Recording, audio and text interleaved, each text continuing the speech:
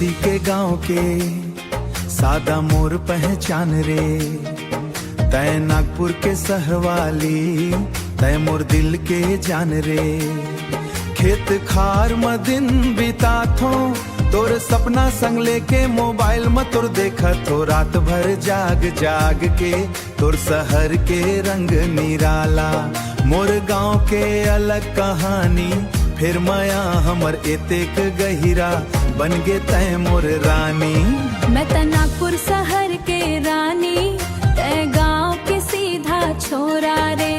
पहली दफा जब तोला देखे वो दिल मोर हो गे तोरा रे।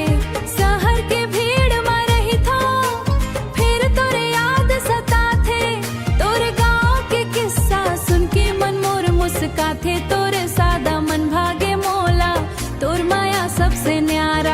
एक दिन तोर संग आहूं बन के ते तोर जीवन सहारा, शहर वाली मोर रानी। गांव वाला मोर राजा हरे, दूरी चाहे कत को हो जावे मैं नहीं होवे आधारे।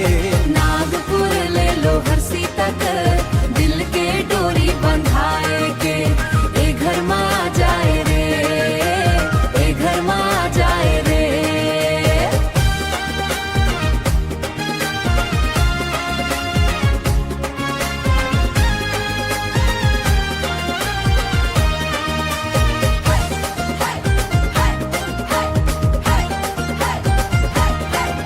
शहर के चांदनी गोरी मैं गांव के सांझ सुहानी रे।